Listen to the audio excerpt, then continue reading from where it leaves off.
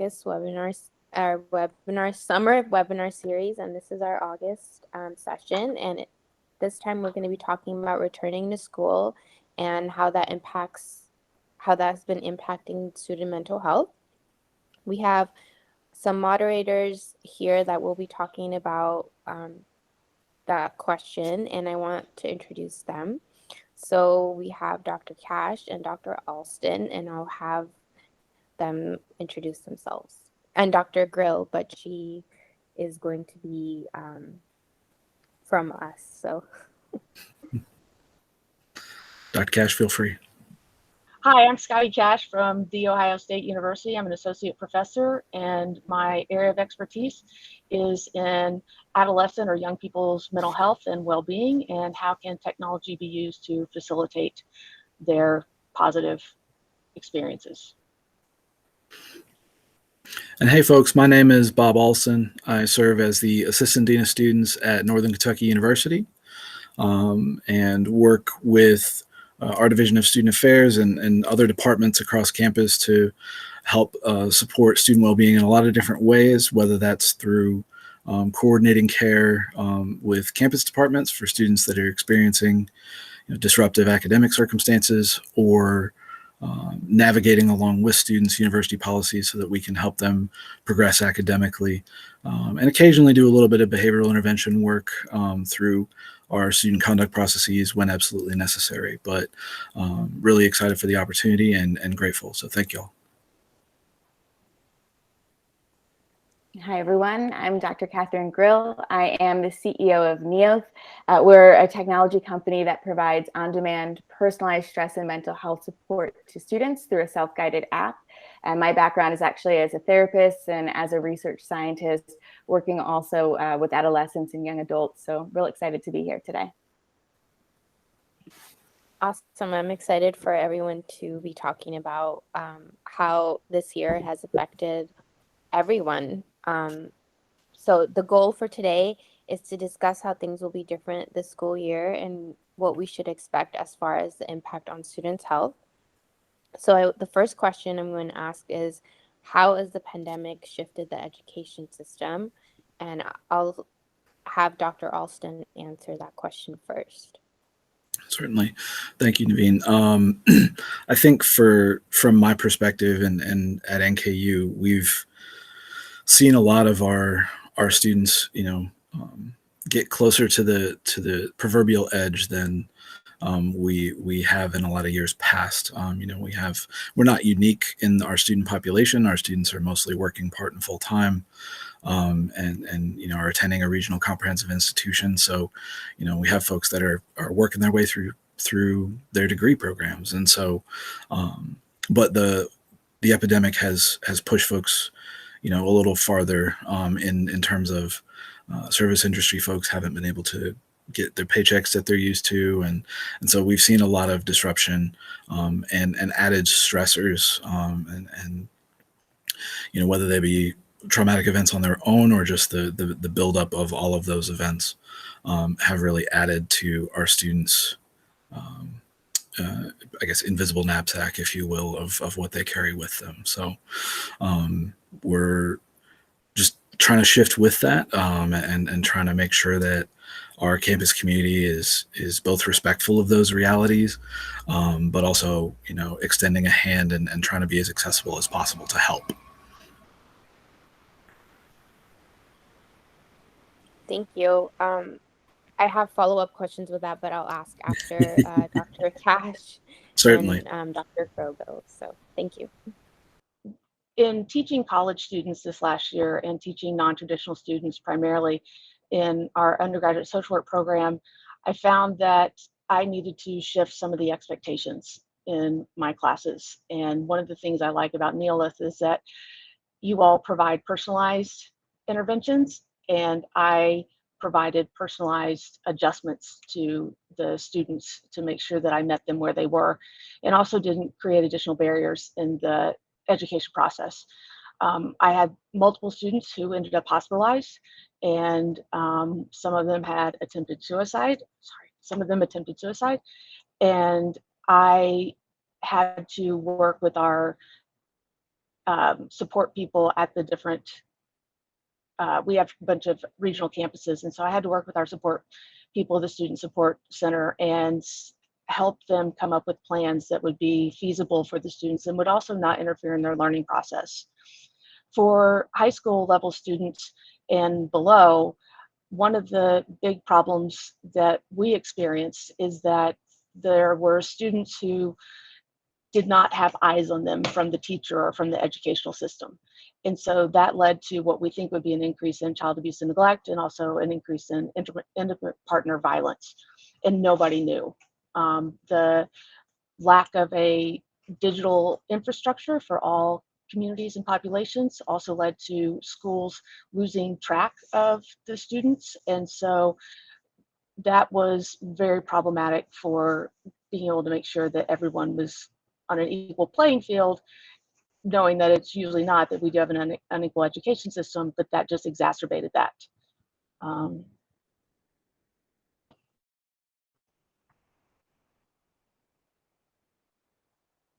Yeah, absolutely. I think we've seen a lot of the same things too, where anxiety, depression, suicide attempts have really gone up.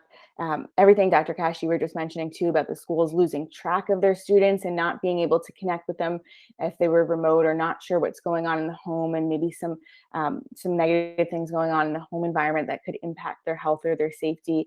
And I think it's really brought mental health to the spotlight. It's a shame that we needed to get to that point to start prioritizing it.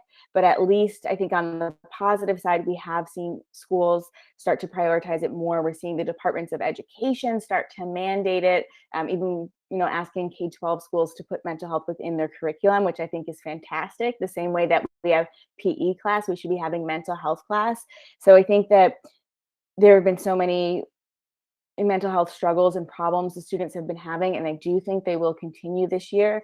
But at least on the positive side, we've seen schools start to prioritize it more, and also start to be more open to some of these technologies like Dr. Cash was talking about, and using those technologies to track and connect with students remotely.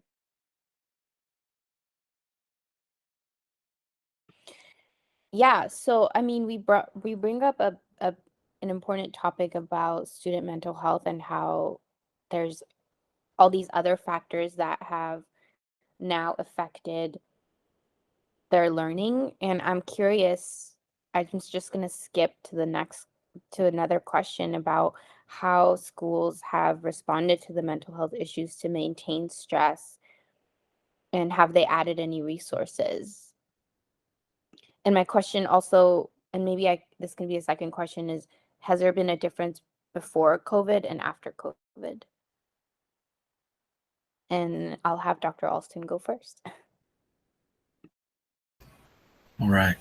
I think in terms of how I've seen our community and then other institutions as well sort of shift to meet the increased student need, and to sort of again reach out, but just in different ways. So it's now a 4-letter word, pivot, but pivoted to virtual operations and then back and forth. But those operations also take folks doing some hard work to support us. And so I know our IT folks have made a lot of short-term decisions to benefit the university and the general population. We did a lot of hotspot loans. We did a lot of just getting folks connected with the infrastructure to support virtual learning, because that wasn't available to all of our students. And so if it's inaccessible, they can't continue that class online. So that said, that also was mirrored by our mental health outreach and support. Once there were clarifications about licensing things, we were able to really expand and develop, through the hard work of our counseling center staff, expand and develop telehealth opportunities. We've maintained our crisis support for students 24/7, and that's been through varied forms of support. But I think one of the areas that I'm grateful for the opportunity to learn more about NEOTH and other emerging connective community building practices and programs is the way to use the technology space to advance that community development, even if it's not on campus. I think that's going to be the next sort of iteration for us. And in terms of, the work before and after COVID, and how we were connecting with folks, we were at NKU, we were pretty much brick and mortar. We certainly worked with folks, but as we could, our crisis stuff was always available for our students. But then in general, this move to telehealth and also the opportunity for in-person when available has been, I think, it really expanded our access points for students and created those more individualized pathways for students to connect with a resource. If and it's not,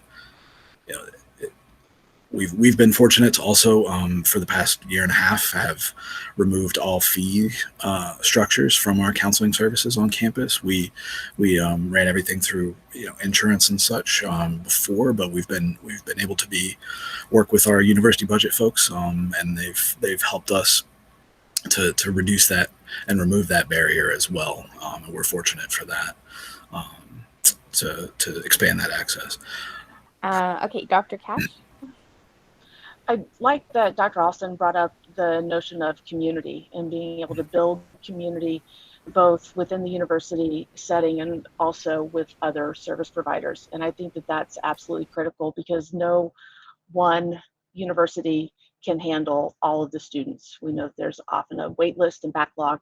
And so I think then what needs to happen and started happening in COVID was finding alternative ways to support the students and making it to where you could support them in ways that made sense to them.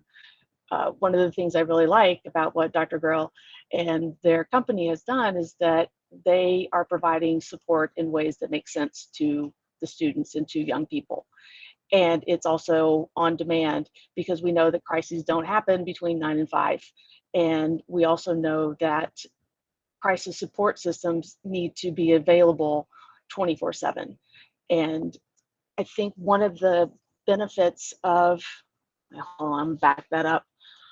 One of the changes in our society and in our healthcare system happened as a result of COVID, due to the fact that there wasn't brick and mortar, that patients, clients, students were not able to go into offices, and insurance companies before COVID did not reimburse telehealth at the same rates as what they do now. And so in Ohio, we saw legislation happening and really pushing the limits on insurance companies to make sure that they started reimbursing, because you didn't want to lose healthcare providers in the midst of everything. Another component that I think we need to consider during this next year is also finding ways to have a tiered approach to be able to identify students who need support right now or who need higher levels of support. And so building assessments to help determine levels of support, I think, will be really key. I think if you have other companies like Neolith and other technologies, finding ways that they can be able to share some information or let the student identify information that they want to share, so that they also don't have to tell their story over and over again, but they would be able to give that information to different providers. And it also can help save time, I think. And if there are any ways that during this next year, since mental health has been so much in the forefront, if we can find ways to normalize mental health and to look at and to see how society has reacted to people having mental health issues, and that it's not something. So any ways that we can destigmatize mental health, increase literacy, I think would be highly effective. And then when they need to seek help, they will have already had some information on what the systems are and so forth. And then finally, we have to be able to provide support systems that are online. At OSU, we have a peer access line, and it is a telephone-based line, and then it's open for students whenever school's in session. And when COVID happened, I think we really saw that there was a huge need to have something that would not be reliant on telephone lines and would be able to, and also would be available when school's not in session, because I don't think you want to leave them hanging. And I think that that may also impact continuity of care and being able to have that connection with the students.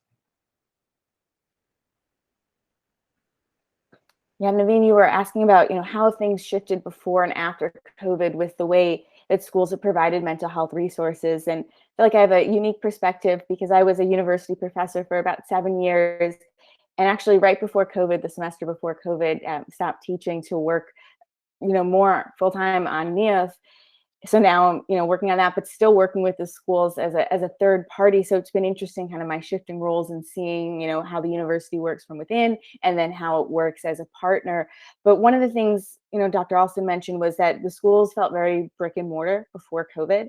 And we saw that with their mental health resources. A lot of the schools would say, well, we have our counseling center. Do we need additional technology resources or resources that are available 24/7? And I want to be clear, there's absolutely a place for the counseling center and the therapist, and that's needed. But there are also barriers to accessing that care, as we saw during COVID, if the students weren't on campus, if there are restrictions in the licensing going across state lines. Even now, as we return to in-person, there's a lot of stigma, and some students are afraid to, go to the counseling center in person. Maybe somebody will see them. So having those options, like NKU is doing, the telehealth, where they can maybe do things remotely or do things a bit more confidentially, or like Dr. Cash was talking about, those peer lines. We do actually see sometimes with the telephone lines or peer support groups, or even just texting or digital apps. I think that there is more of a shift for the schools of stepping away from brick and mortar and starting to do, well, what is kind of, if we look at the STEP model of care, what are some of those tier 1 preventional supports that we can give to all of the students for stress management, for time management, for just on-demand support? Thank you. All of these questions are really insightful. I actually just thought of a question, but I don't know if we should answer it. But my question was, then what is the thing that stops schools from including technology into like their, like, so that, like, why can't we have technology when we know that it helps counselors and we know that it helps students?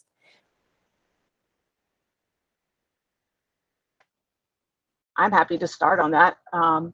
In social work, we have not always been as technologically savvy and using computers even to be able to do case notes, etc. With technology, a lot of organizations have thought that technology meant connecting with Facebook. And I have worked very hard to try to provide some additional insights as to how technology can be used to support your clients whenever they're outside, or the student within the student health centers when the clients are not in your office. What is the ability to cross systems and to have people there when you need it in person or on telehealth, and then also whenever they're outside, sorry, I keep repeating myself, and also when they're not in session with you, what are the things that can be done to build up their skills during that time whenever they're in between sessions. I think we also need to look at a model of well-being, and then use that, like Dr. Grill was saying, and to help the whole system, including professors and teachers and everyone, to get on the same page of what well-being is and what mental health is, and being able to find ways to connect the two, and then again save resources, because I think that's one of the other limitations, is that their resources are so scarce. Do agencies have, or organizations, universities have the funding to be able to fully support something, and then determine if that is, if it's being implemented with fidelity and it's feasible and usable for everyone.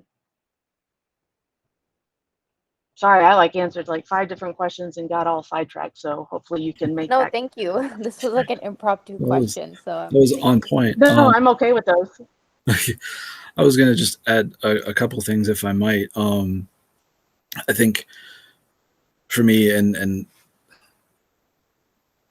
Dr. Cash was talking about how there's not always been the opportunities to engage in technology just because we've always seen ourselves as brick and mortar. And I think, the concept of sort of the history of higher education, right, or education in general, at least with higher ed, we're a lot of land grant institutions. Like, we were sort of built as physical places, and that comes with historical exclusion. And so I think that there's an interesting shift that has been occurring, but was certainly rapidly advanced in the past couple of years, as it relates primarily from the epidemic, but as it relates to access. And what does access mean? Access means, oh, we have this place that you can come through the door. No, it means we need to do more.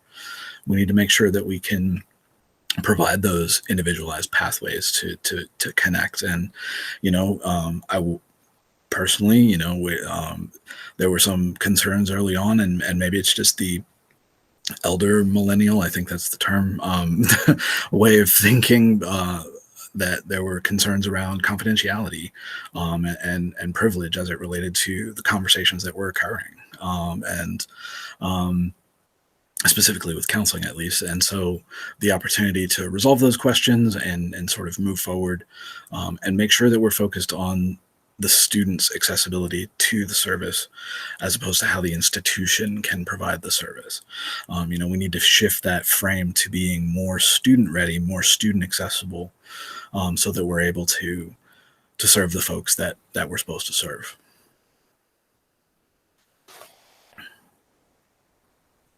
Thank you for letting me add.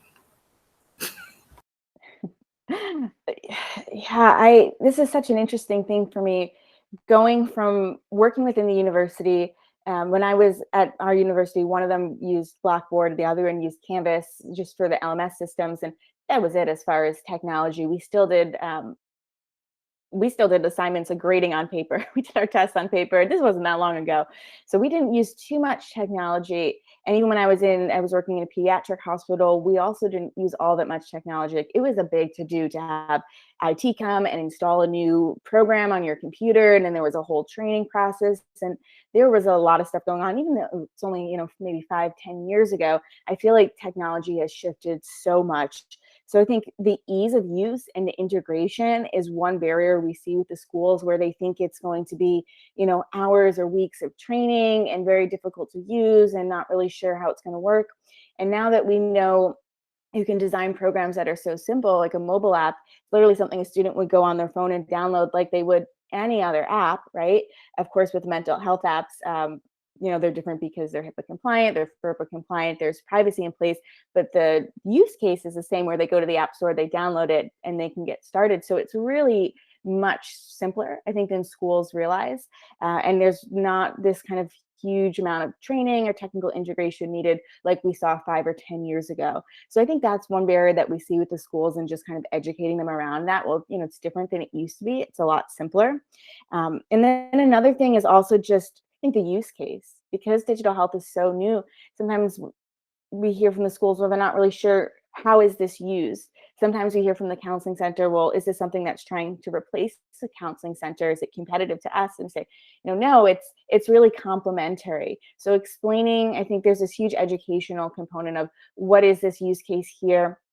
How can a school counselor, for example, in their brick and mortar counseling center, see the students and then also use an app, for example, to keep track of them in between visits? Because there's a lot that's going to happen in between those visits, even if they're weekly visits. There's 24 hours in a day. So just explaining what the use case is, how it can be used as a tier 1 kind of preventional support for students if it's just general stress and time management, how it can be used, not as a treatment for mental health conditions. There are, I think, a few apps that may have FDA approval, but in general, most are not used as a treatment. They're used as a complementary and a tool for therapists. So there's also that use case for students who might have anxiety or depression or a clinical condition to be able to use in between those therapy sessions. So just explaining how these programs are used and how simple it is to implement. I think that's when we start to see the schools adopting technology and overcoming those barriers. So a lot of it is barriers that existed 5 to 10 years ago that no longer exist. And it's just explaining that and educating the schools. And I think in the next 5 or so years, we're going to see really a rapid adoption of technology. Can I add something to that? Which I think, Catherine, you're working on this. I also think you need to try to get buy-in from the different people who would be implementing technology or including technology. I know a lot of caseworkers in the social service realm, they don't want to use technology. They fear it. They think what you were saying, Dr. Grill, about the privacy. And if you are able to find ways to co-design specific components for them that also build their own well-being, because caseworkers, professors, teachers, we've all had a rough time over this last year, or at least I can say I have, as we tried to adapt. And I think we need to make sure that there are also opportunities for the other professionals to be able to get support and to have support. I have support delivered to them in ways that make sense to them and pull them into the design process. I think the same goes for parents, that parents would probably be very excited to have resources, especially on how do you talk to your teen or your young person or your college student about mental health without trying to, while still trying to make sure they keep the door open with their young person, that they don't then exclude them, or in having the right language that makes sense to the young people is so critical. So I think there's lots of opportunities. The other part that Dr. Grill was mentioning about the FDA approved telehealth services is I think we also need to educate our caseworkers, teachers, professors, et cetera, on what is evidence-based and be able to give them easily digestible summaries of evidence-based approaches and let them know how it's not just people flying by the seat of their pants, but there's actually been research done on it, and that these have been shown with different populations to be a good approach or a sound approach to being able to help. Sorry, I went on and on and on. No, not at all. I want to switch gears a little bit and ask a question about students and what you think is the connection between academic stress and mental health. Like, how has that affected their academic performance?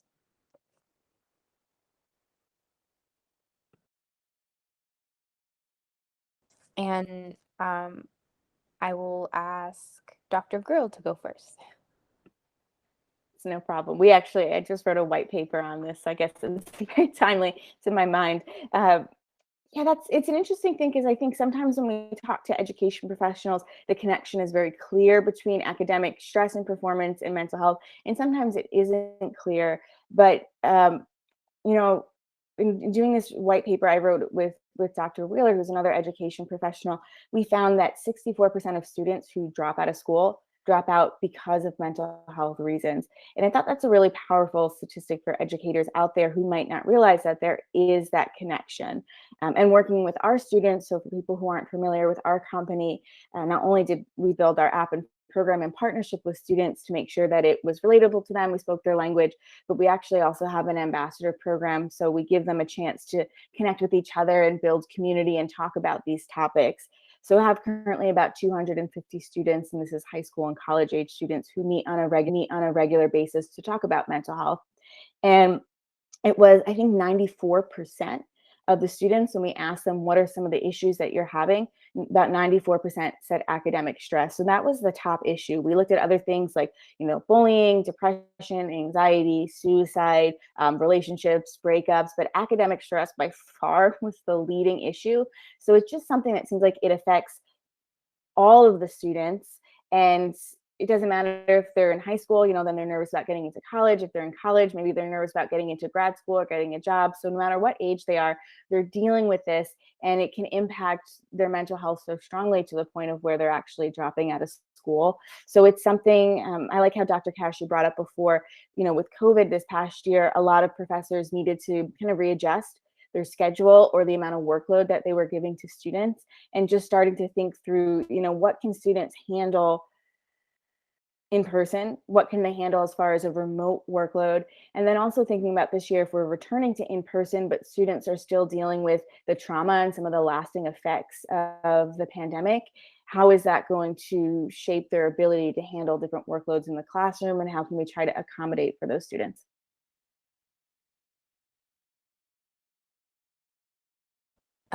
Can Dr. Alston go next? Sure.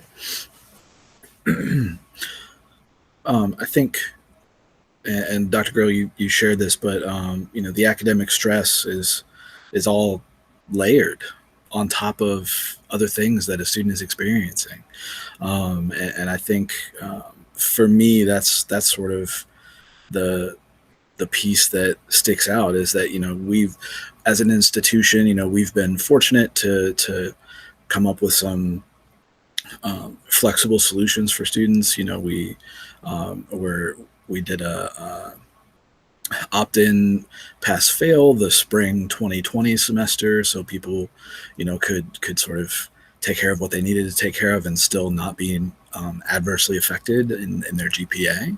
And so there have been other decisions that we've been extremely excited to be able to support students through.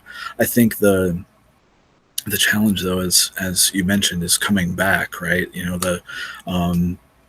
For some folks, this is going to be their first time back on a campus or in a campus community since 2019, and so we're going to be working to onboard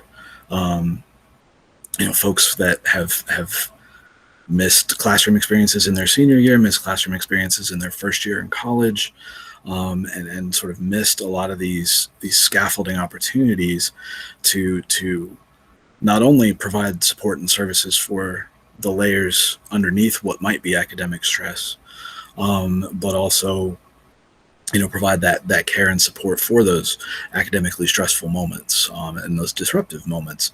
I think that the opportunity, though, as we come back is really to sort of work with our campus community to make sure that we're providing the best sort of trauma-aware, trauma-informed care that we can for our students.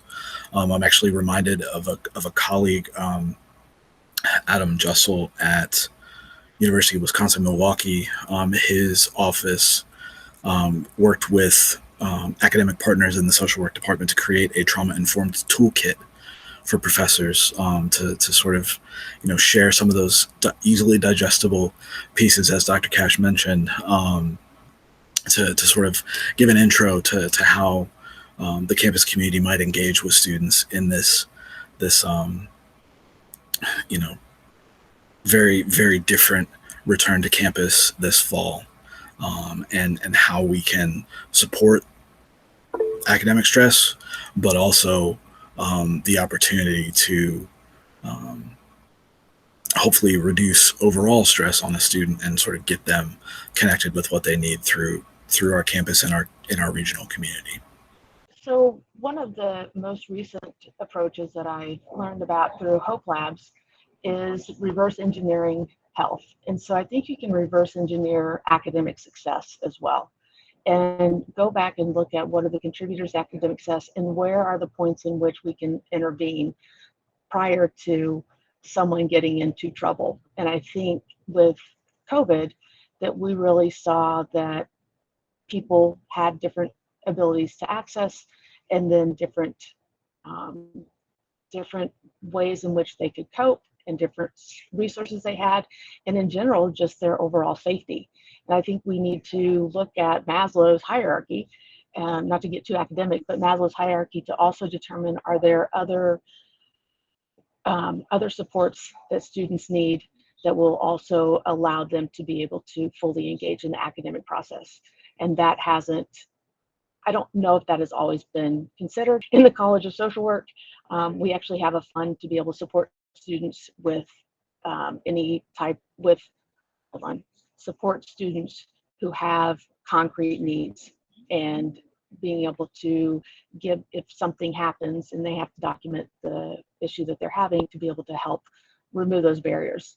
I also think with social determinants of health, being able to determine whether or not someone has other aspects that are affecting them, also without violating their privacy, but just in general, looking at other aspects of someone's life and their experience. And what Dr. Alston was saying was, with trauma, are there other factors to consider? I also think that universities and even high schools might do more than just an intro to mental health or mental well-being whenever they're a freshman student, and being able to have boosters. And I think that gets to the whole school approach, or the whole university approach, of buying into what mental health is and mental well-being, using public service announcements, etc. To be able, I think we need to disrupt the system. And I think a lot of the disruption is going to happen with companies like yours, Dr. Grill. I think that you're really going to fill a need, and you're doing it in a way that makes sense to the students. And so I'm very thankful for it. And I think that it's groundbreaking. And like I said, it's going to disrupt and change a lot of students' lives.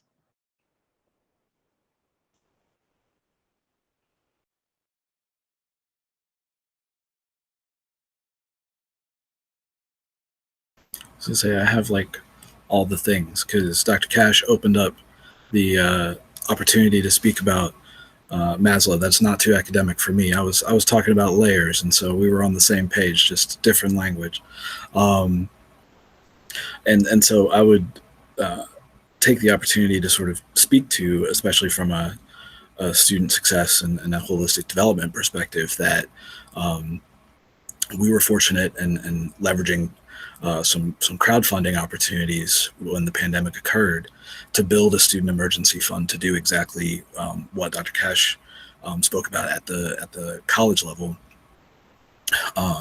to support these financial needs that maybe weren't a specific classroom thing. We certainly help support those with a technology need in the virtual pivot, but we also work to support folks that did miss that paycheck, that were worried about making rent before there were other protections in place, as our social communities responded to the epidemic. And so I think that the opportunity to think differently about how we support our students, and how students can also support each other from sort of a crowdfunding concept, which I appreciate about Neoth and the work that y'all have done with students hand in hand, while also reflecting on the work that NKU is doing to build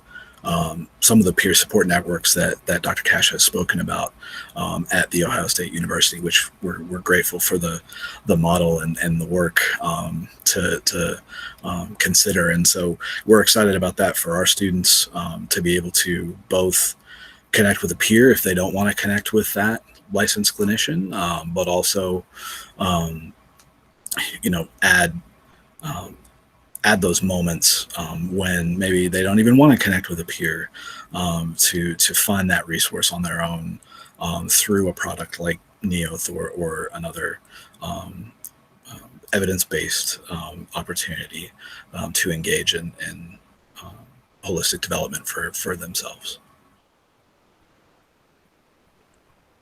Thank you. All these are super helpful for, I think, everyone listening, because I don't think that there's a lot of, I think that people have, like, internally, we know what the struggles are, but I don't think that it's public knowledge. Like, even as a therapist, I would say that I understand where you're coming from, Dr. Cash, about how we don't necessarily like technology, but if I talk to someone outside of my profession, they wouldn't necessarily know that. So I do have one last question, but I also want to be mindful of time. So I was just going to say if we could maybe, if you had any closing remarks or anything that we could just answer that quickly and then we can end. My last question was going to be, what difficulties are you guys expecting this year, and what role will technology play? So I will have Dr. Alston go first. I think for me, for us at NKU, and I think at a lot of institutions, we're expecting that we're going to have those folks that missed a lot of historical structure around the last years in high school or the first years at our institution, or have folks returning that maybe were students that stopped out for a little while because that's what was best for them. And as an institution, we need to make sure that we're developing individualized pathways for those folks to get connected to NKU. We need to have those and reimagine really what we are as an institution. Our fall goals are focused on understanding how we can be a hybrid university, really, and how we can sort of more so than ever meet folks where they are. And I think technology is going to be a massive piece of that. From a community building standpoint, whether it's through an institution's learning management system, the online classes piece, or whether it's just connecting with folks through social media, but then also those tailored experiences that I think a product like Neoth could provide is engaging with folks and connecting with university resources in a way that is going to potentially be more accessible and reduce that stigma for a student to get connected to things that may certainly help them move on and cross that stage. We're going to say physical stage in a few years whenever they complete their degree. So we're excited about how we can sort of become that hybrid model and leverage the advances that we've had to make, but also how can we expand on those to do right by our students. I think, Dr. also makes some really great points, because anytime you have, I think, the summer off and then you're transitioning back to school, whether it's K-12 or university, it's a big change for the students. But especially this past year, I mean, we've had students in California who our universities went remote in March 2020, and we actually have a lot of universities who are not opening again until maybe January.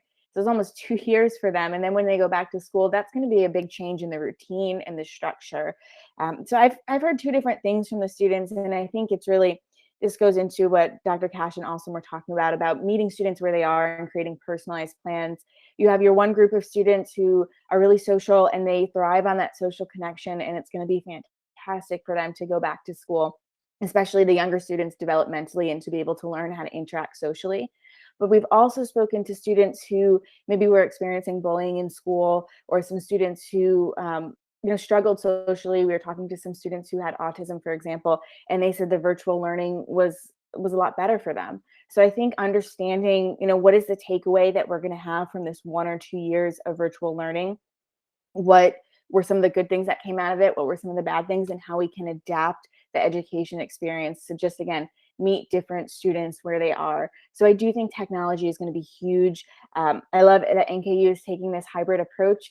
We're actually seeing that at some other schools across the country. Down in Texas, actually, there's this huge project. It's called Dream Big in Dallas. It's spearheaded by Jim Keyes, so former CEO of 7-Eleven and Blockbuster, and Taylor Shedd of Stimuli is involved in this as well. And they're building an entire virtual learning experience for the students. It's almost like a video game where students can build an avatar and drop in and walk around to the classroom and go into different rooms and connect with other students and teachers through virtual activities or through Zoom, or they go in person. So it just depends on the day. So I think this blend and this hybrid approach is something that we will see in the future, just figuring out how do we use technology to optimize the learning experience for students. So it's going to be exciting, I think, over the next couple of years, a big shift, but I think a lot of exciting shifts.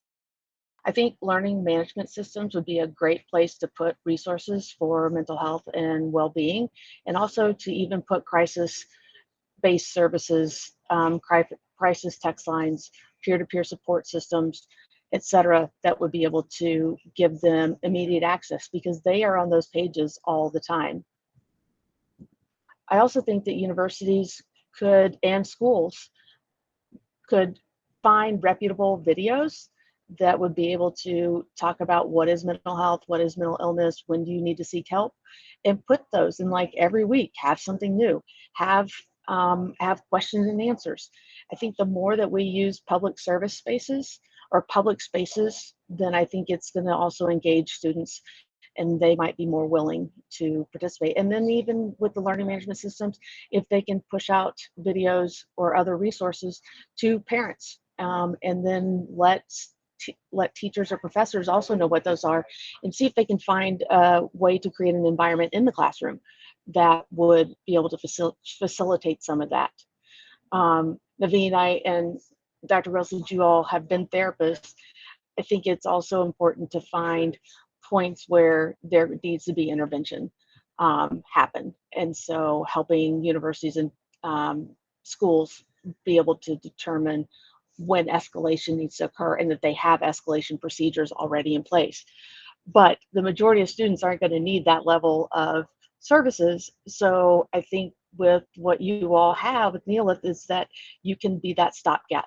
You can help them prioritize what needs to happen so that if they need to see a therapist, great, then they can go that route, or, you know, like you were talking about the tiered approach.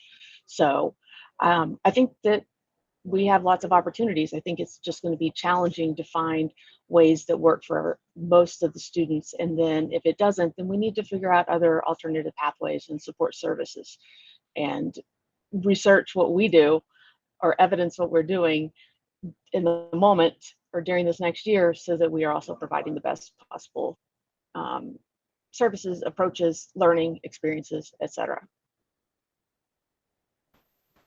Just wanted to throw a quick thing in there because Dr. Cash reminded me of something. One of the opportunities I think that we have to continue to build a positive campus climate around help-seeking behavior and those opportunities for support is really working to enhance how we educate and how we enable non-clinical folks to really, you know, get connected with students. So, you know, whether it be through the learning management system, you know, sort of building that in the online class, you know, having that resource there, or excuse me, having the opportunity. We're fortunate at NKU to have an interdisciplinary team of folks, the mental health advisory group, that are working to build and begin a peer support network on our campus, but that's also going to include faculty and staff who are, you know, continuing to engage in that non-clinical work. And Dr. Cash, thank you for reminding me, adding these resources and potentially, you know, some statements around how an institution supports a student experiencing academically disruptive moments or things in our syllabi, and from a collective university perspective, hopefully, but also working to, you know, advance that notion from the ground up, you know, because again, we need to serve the students in the classroom, the students that are living on campus, the students that are living in the community.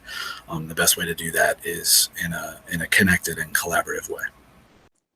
Thank you everybody for participating in this webinar. I think that it's going to be super informative for everybody listening in.